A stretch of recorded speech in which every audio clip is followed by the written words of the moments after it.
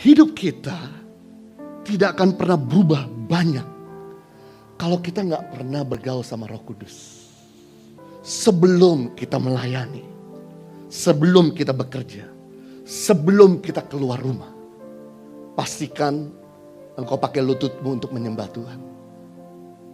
Pakai waktumu untuk mendengarkan Tuhan. Mengambil waktu untuk merenung firman. Agar kasih Tuhan memenuhimu.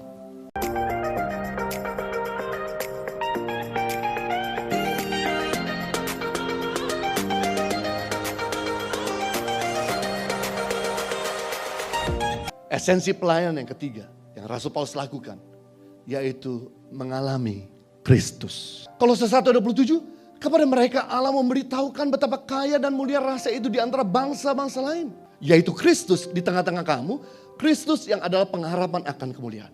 Sayang dalam bahasa Indonesia kurang tepat. Kalau kita lihat dalam bahasa Inggris dikatakan lebih tepat. Christ in you is the hope of glory. Kristus di dalam kamu adalah pengharapan akan kemuliaan. Beda sekali antara Kristus di tengah sama Kristus di dalam.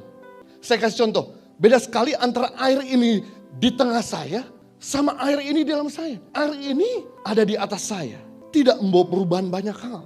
Air ini ada di depan saya, juga kurang membawa perubahan. Air ini ada di tengah-tengah saya, juga nggak membawa perubahan. Coba saya pindahkan air ini ke dalam saya. What amazing. Langsung ada transformasi energi, kesegaran, kekuatan. Saya bicara lagi 2 jam saya ladenin. Apalagi kalau kaki 4 badan pendek pindah di dalam saya. Saya bicara 5 jam lagi saya ladenin. Beda kaki pendek badan besar ada di luar dengan ada di dalam. Makanya Yesus ngomong sama murid-muridnya dalam Yohanes 16 ayat 7. Adalah lebih berguna, bermanfaat, lebih baik kalau aku tuh pergi kepada Bapa. Sebab kalau aku nggak pergi kepada Bapa, maka Roh Kudus nggak akan menemanimu, Roh Kudus nggak akan memenuhimu. Tapi kalau aku pergi kepada Bapa, maka Roh Kudus akan diutus bersama-sama dengan engkau. Dan betul, selama murid-muridnya bersama-sama Yesus, saya sedikit buka pikiran. 3,5 tahun Thomas, Yudas, Filipus, dan Petrus hidupnya nggak berubah banyak. Yudas tetap mengkhianati Yesus, Petrus tetap menyangkal Yesus, Thomas masih gak percaya Yesus. Tapi begitu Yesus naik ke surga, Roh Kudus memenuhi mereka. Maka Thomas yang gak percaya jadi percaya dan dia pergi ke India. Memberitakan Injil di India. Banyak orang percaya sama Yesus di India. Dan kemudian dihujani tombak. Karena orang-orang waktu itu masih menyembah kepada dewa-dewa. Thomas gak nyangkal Yesus. Filipus yang kikir dan pelit. Waktu disuruh Tuhan Yesus. Karena Tuhan tahu di antara semua murid-murid yang punya duit waktu itu Filipus. 200 dinar. Makanya dia coba gelitik. Adakah lauk pauk untuk kita beri makan 5.000 orang ini? Sebetulnya Tuhan Yesus sedang menggelitik Filipus. Tapi Filipus berkata uangku 200 dinar. Karena dia tahu Yesus sedang menuju perkataannya kepada Filipus. Adakah uang untuk kita memberikan makanan? Filipus berkata gini, uangku 200 dinar tidak akan pernah mengenyangkan mereka. Filipus gak mau keluarin duit, pelitnya luar biasa. Tapi begitu Filipus dipenuhi Roh Kudus, begitu jadi murah hati. Dia banyak bagi berkat kepada sida-sida dan bahkan sampai ke Eropa. Petrus yang nyangkal Yesus 3 kali. Begitu dipenuhi sama Roh Kudus, dia menjadi saksi, 3.000 orang diselamatkan. Dia ditangkap, dibawa ke Roma. Dan kemudian dia disalibkan, terbalik. Gak nyangkal Yesus. Semua murid-murid Yesus matinya mengenaskan. Tapi gak ada yang menyangkal. Kenapa? Karena Roh Kudus ada dalam mereka. Hidup kita tidak akan pernah berubah banyak kalau kita gak pernah bergaul sama Roh Kudus. Makanya ini yang menarik ayat terakhir.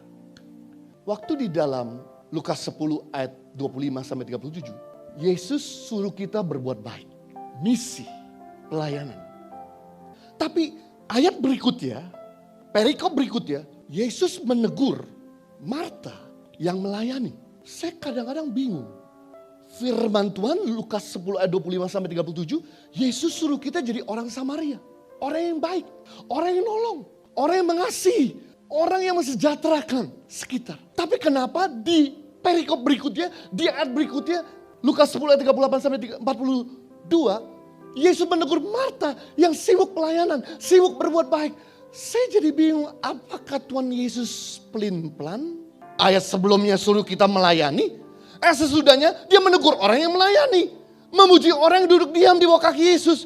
Saya coba merenung ayat ini bertahun-tahun. Apa maksudmu ya? Ternyata Roh Kudus kasih tahu. Sebelum kita melayani, sebelum kita bekerja, sebelum kita keluar rumah, pastikan engkau pakai lututmu untuk menyembah Tuhan. Pakai waktumu untuk mendengarkan Tuhan. Mengambil waktu untuk merenung firman. Agar kasih Tuhan memenuhimu. Karena kasih Tuhan selalu baru tiap pagi. Jadi kalau kita gak tarik kasihnya, maka kasih itu gak membuat kita jadi panjang sabar. Kasih itu gak membuat kita rendah hati. Kasih itu gak akan pernah membuat kita menjadi self defense yang kuat. Penguasaan diri yang kuat. Kenapa sampai hari ini begitu banyak orang Kristen kecewa, kepahitan, gak lagi mau ikut Tuhan. Karena sebelum dia melakukan aktivitas, dia gak pernah cari Tuhan dulu. Ketika kami lakukan ini, sampai hari inilah yang membuat kami kuat. Karena kami kuat bukan karena kuat dan gagah. Tapi karena Tuhan yang memberikan kedamaian tiap pagi. Kekuatan dan kasih-Nya. Saya percaya setiap kita tidak akan mudah kecewa. Tidak memiliki sumbu pendek. Asalkan kita mengalami Kristus. Roh Kudus. Before you start to see your WhatsApp. Before to start upload your Instagram. Before to do anything. Pastikan kasih Tuhan diisi di hati kita. Tuhan Yesus memberkati.